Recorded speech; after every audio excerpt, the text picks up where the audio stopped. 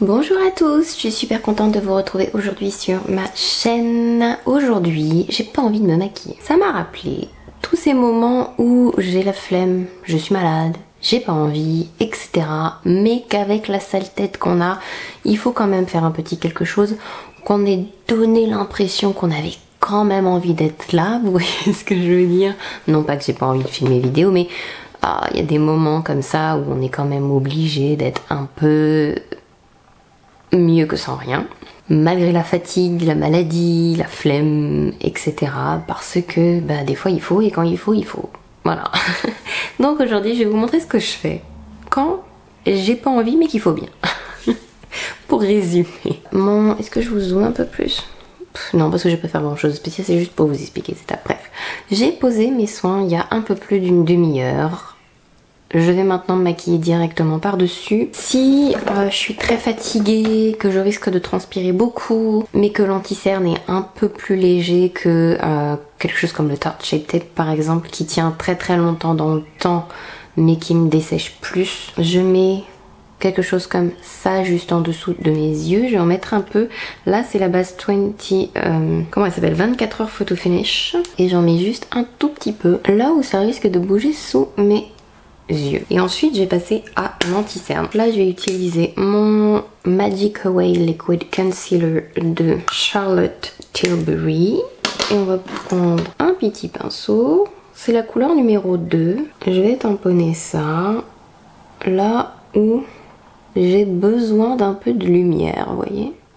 Donc faut pas oublier la partie qui est là et la partie qui est là aussi. Quand on est fatigué, je sais pas si vous avez remarqué, mais on évite rouge sur le coin extérieur là et très foncé juste ici. En général on met souvent de l'anti-cerne en dessous et on oublie les creux et les coins. Donc n'oubliez pas les creux et les coins. Je ne monte pas jusqu'à la ligne de mes cils. Je vais laisser un espace et vous allez me demander pourquoi? Eh bien je vais vous dire que c'est justement pour garder un peu plus foncé autour de mes yeux pour avoir à mettre moins de fard à paupières. En ce moment c'est un peu la folie au niveau de mon emploi du temps. C'est la saison des mariages, je travaille pas mal, je dors pas assez et je suis fatiguée. Et quand je suis fatiguée, j'ai la flemme. Mais je pense que je suis pas la seule dans ce cas-là. Je fais mes ailes du nez. Alors je veux pas quelque chose de trop couvrant non plus sur mes cernes, parce que comme on va voir le reste de ma vraie peau, si ça fait trop corrigé sous les yeux, ça va faire comme si j'avais un masque très bizarre. Donc il faut pas non plus trop couvrant, mais juste bien défatigant. Là je vais utiliser la teinte numéro 1 de ma poudre Charlotte Tilbury, pareil. Je vais le mettre partout où j'ai mis l'anti-cerne. J'ai envie de voir comment cette poudre se comporte en superposant avec la technique que je fais d'habitude.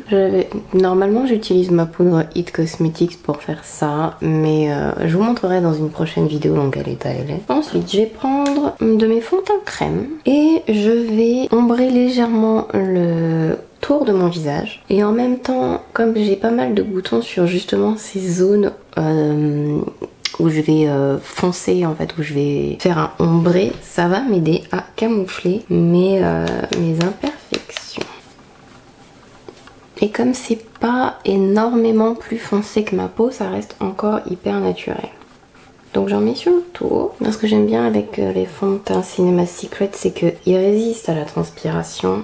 Ils résistent même à l'eau en fait, un peu sur le nez. Et que du coup si je transpire, eh bien c'est moins dramatique. Alors c'est pas un truc que je fais à chaque fois, mais pour ces journées un peu particulières où je vais être prise en photo, il m'arrive de le faire. Si je me suis pas levée à 6h du matin aussi, je le fais. Si je me suis levée à 6h du matin, je fais juste l'anti-cerne. On va être honnête, à 6h du matin, qui a le temps de faire ça? Je vais utiliser mes fonds de teint RCMA, c'est des fonds de teint et des correcteurs, donc cette palette c'est la VK11 que j'utilise très souvent. Je pense que j'ai utilisé la couleur Jenna Beige.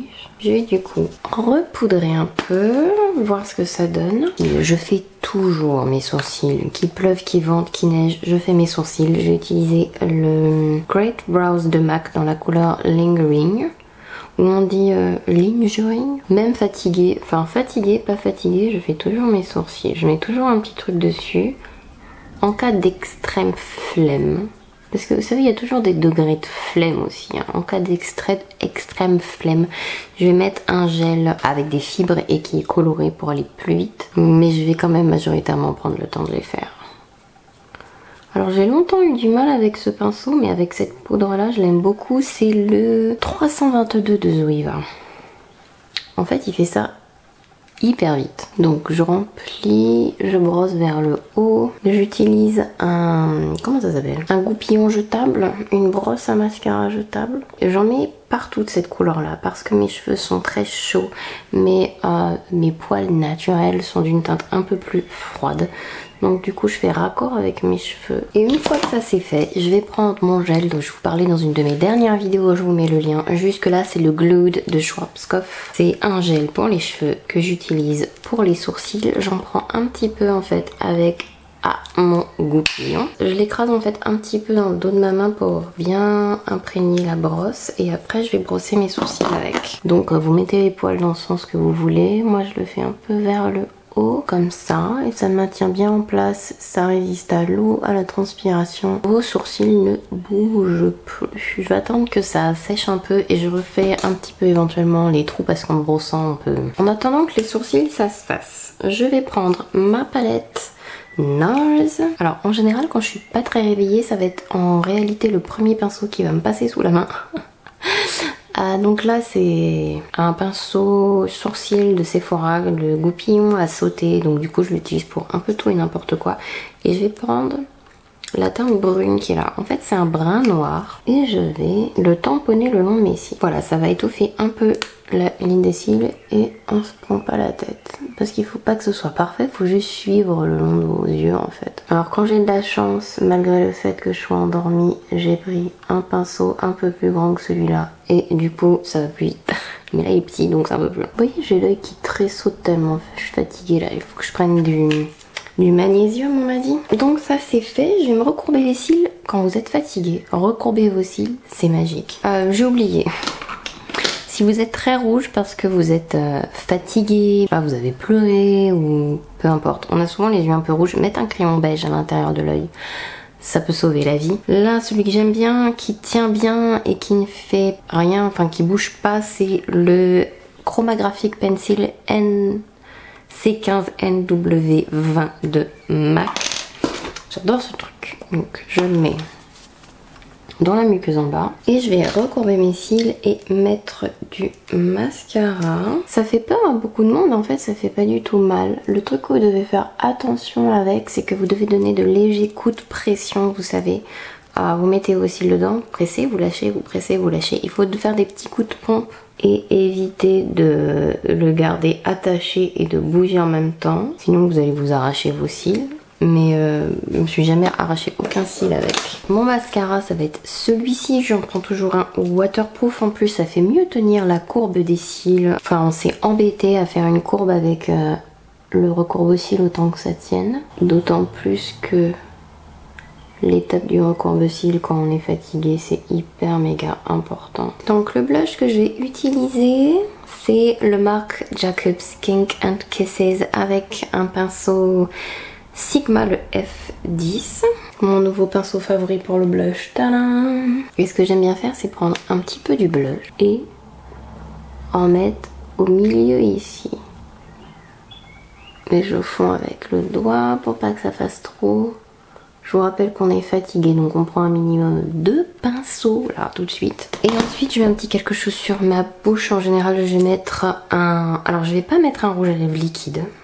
Je vais soit mettre un gloss, soit mettre du baume et je m'en fiche du reste. Soit je vais mettre quelque chose comme le matte shaker ou une encre à lèvres qui se sent pas sur la bouche en fait. Et là celui que j'utilise c'est le beige vintage.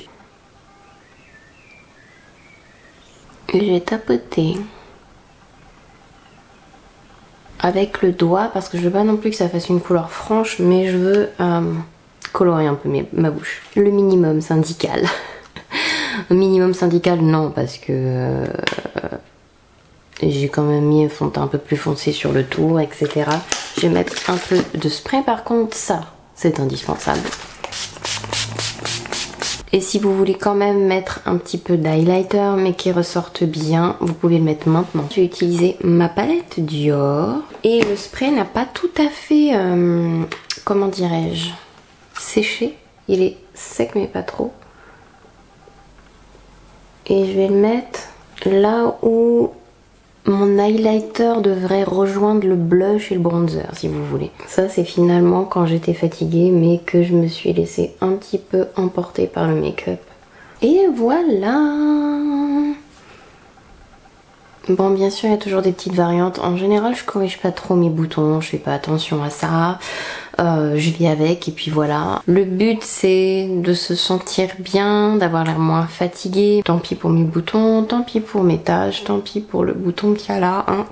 Tant pis pour tout ça, c'est pas le plus important. Le plus important c'est que si éventuellement je dois faire une photo, j'ai pas l'air d'un cadavre. J'ai pas envie que vous vous disiez qu'avec cette vidéo, je suis toujours là à me maquiller un minimum parce qu'il le faut. Il y a plein de fois où je ne porte absolument aucun maquillage et je le vis aussi très bien.